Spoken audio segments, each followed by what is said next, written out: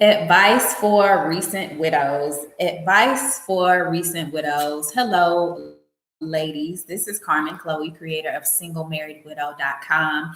And in today's video, I am going to be giving advice for recent widows. I am a widow of 9 months with 2 children. I created the Single Married Widow community to let people know that we existed, to give voice to this journey, and to also empower widows to create a purposeful life after loss. Before I get into the video, I want you to take a moment to subscribe to this channel and turn your notifications on so that you're able to hear when I drop a fresh video. I typically do videos Monday through Friday. However, you can be guaranteed a video on Tuesdays and Thursdays.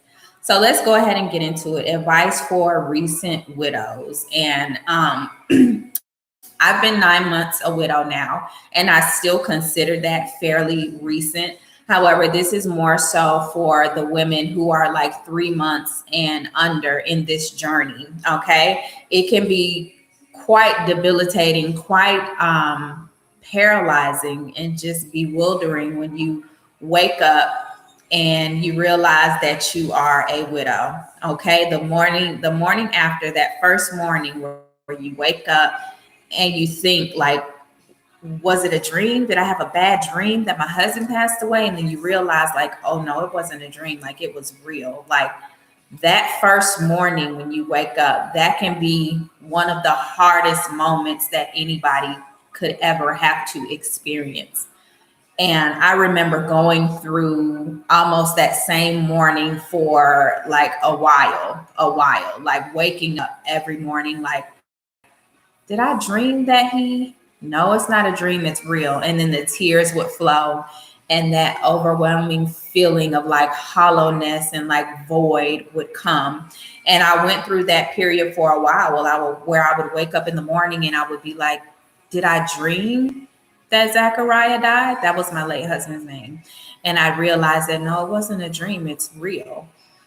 And I turn over to my babies. I have 2 daughters. They were 4 and 7 when it happened. They're 5 and 8 now. I would turn to my babies and I would hug them, and they would just be looking at me crying, and they wouldn't say anything, but they knew mommy's crying because she's thinking about daddy and how daddy passed away. So I just want to give some advice for recent widows, those of you who are still in that period where it just all still feels like a dream, a bad dream, like it's not true. Like did I imagine that this person existed? Did I imagine this person was a part of my life? No, I didn't imagine that they were here, but now they are gone. So I want to give you just 10 tips or pieces of advice. Number 1 is to breathe. Okay. You can almost forget to breathe when you suddenly become a widow and the pain is just hitting you hard, and your mind has not caught up with reality of what happened. You can almost forget to breathe. So I want to just tell you to take time out to breathe, to just seriously just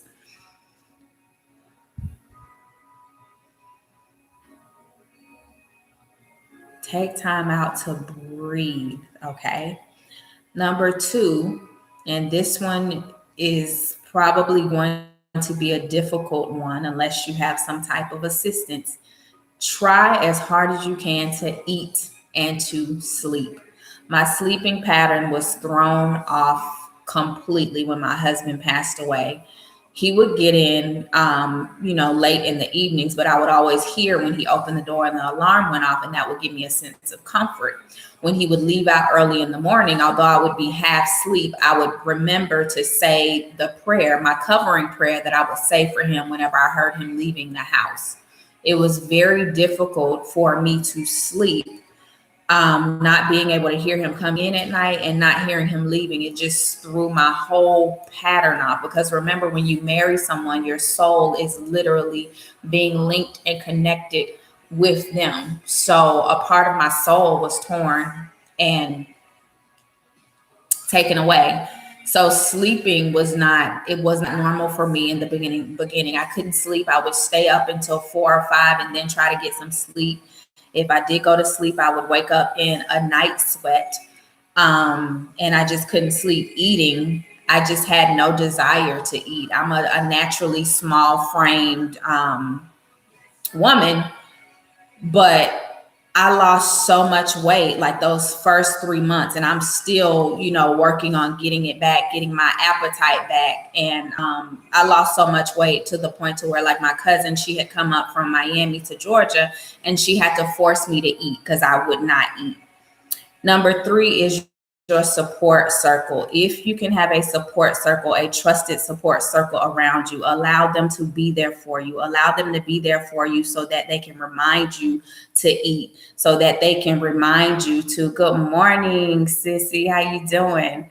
Make sure you have a support circle around you so that they can remind you to eat, so that they can help you just with the basic things, like making sure the kids eat. If you trust them enough, making sure the children have had a bath. Like, I remember those first couple of days, I may not have taken a bath for like 2-3 days, because it was like, what am I taking a bath for? What am I eating for? Like, I don't understand. So make sure you have a support circle around you. Number 4 is trusted advisors. Make sure that the people around you are people that you trust, okay? Because as much as, people may love you, as much as the people who are around you are either from your family or your late husband's family, people's motives really come out, their true hearts really come out in a time of grief and sudden loss. So you want to make sure that you have people around you that you trust, people that you trust to share, your financial information with, or people that you trust to assist you with the planning of the funeral. I did not have the mind to plan a funeral. My initial thought was cremation, okay? And due to the financial situation that we were in when my husband passed away, it was cremation. But because of his family, we ended up having a traditional funeral.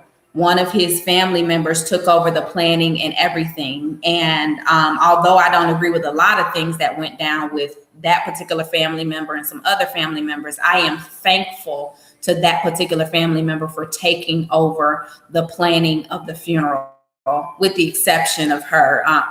Let me not even get in that. But the planning of the funeral, I was thankful for that, because I didn't have the mind to think about the tedious things of like, okay, what song do you want and what scripture and this and that. Like, I can remember vividly a time like when we were in the throes of planning and figuring out what to do. Like, I can remember just having this immense feeling of anger come over me. And like, I had gotten off the phone with one of his family members, and I literally threw my phone and I started cussing like a sailor. Like, I don't want to deal with this.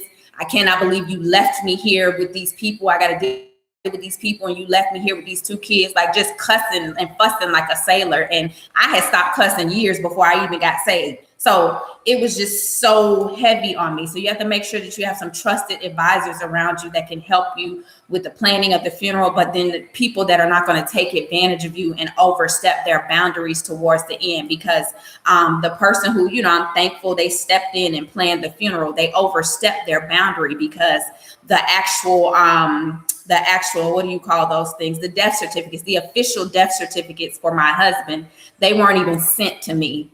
They were sent to this person.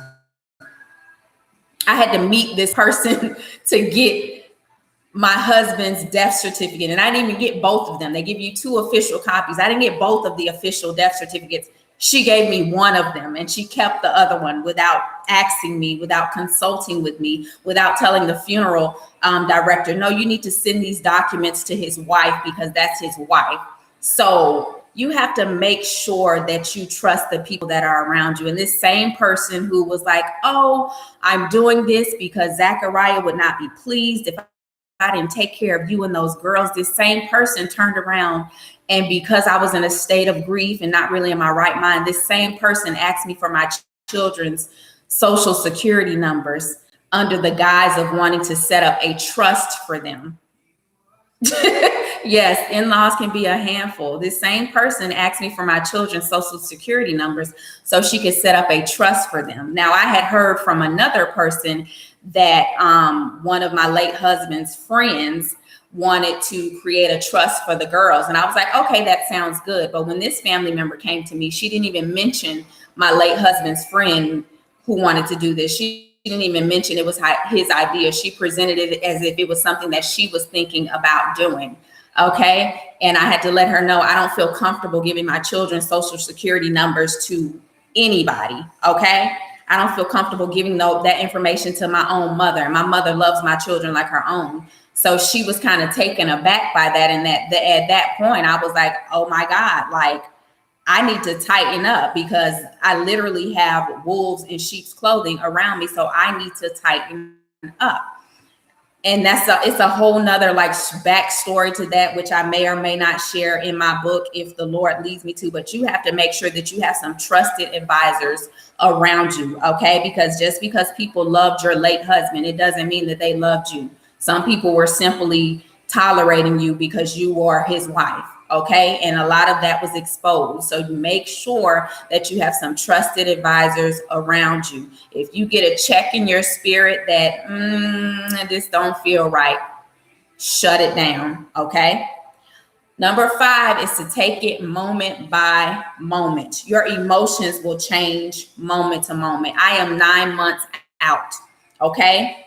I've been seemingly good for the past couple of days. I was good this morning. I took my children to school. I've been home for about 2.5 hours now, and I have cried 2 times since I've been home. I don't know if it's grief or I don't know if it's the Holy Spirit of God just overtaking me, but take it moment by moment, okay? Take it moment by moment. You may be okay right now, and the next moment you may be angry, and that is okay. Number 6 is community. I advise you to get connected with a community. Okay. I had the brilliant thought to find some widow groups on Facebook, and I got connected and I got in the groups and I was like, oh my God, there's other people experiencing the same things that I've been through. There's other people who are going through like drama with their in-laws. There's other people who may not have been in the best situation with their late husband and are angry with their late husband and have found out so many secrets from their late husband and they can't even grieve them because they're angry. That's a part of my story. But to get connected with a community of other widows who get it, who have different stories, because everybody's story is not, oh my God, I lost the love of my life. My heart is so broken. Yes, you will grieve them because of what you shared, what you had, especially if you have children. My grief in the beginning was more so for my children. My heart was broken for my children because my children are daddy's girls. They were daddy's girls. They would light up like, and I'm not gonna cry. They would light up like Santa Claus had came in the house when he would come in the door. So the fact that they would never get that experience again, the fact that they would have to grow up without their father like I did, that is what broke my heart the most. But I was so angry with my late husband when he passed away. So many answers to questions that I had asked him before he passed away that he blatantly lied to my face about. I got the answers after. So you need to make sure that you have a community of other widows that have gone through different experiences to let you know that you're not alone on this island of widowhood. Number 7 is counseling and therapy. Okay. I know a lot of people who look like me, brown people, don't believe in counseling and therapy, but I feel like at some point it would be helpful, even if you just get 1 or 2 sessions. Okay. I had a couple of counseling sessions, phone counseling sessions with one of the pastors from my church because she's a certified counselor, clinical counselor. So I had a couple of sessions with her, which were very helpful. My children, they had some sessions in Georgia with a therapist. She was a licensed therapist and counselor. She also had the same spiritual beliefs as me, which was very important. Okay. And my children had some sessions with her, and she actually gave me a session when we first got there. And it was just very, very helpful. So I'm not going to say when you should do it, but I feel like even if you just do 1 or 2, that would be good for you. Okay. Number 8 is journaling. I did a lot of journaling in the beginning, just writing out feelings, angry feelings, happy feelings, sad feelings, just getting it out on paper, getting it out of my mind, getting it out of my heart, getting out of my emotions and putting it down on paper. Journaling is very cathartic, very therapeutic. It allows you to get out things and say things that you may think, oh, I need to talk to somebody, I need to get this out, but it may just be more helpful and more peaceful to write it down on paper. Number 9 is to embrace every emotion as it comes. I don't care who you're making uncomfortable because you are having a moment where you're breaking down in tears, or you're having a moment where you're angry. Embrace every single emotion on this journey because it is going to help you to heal, and don't apologize for it.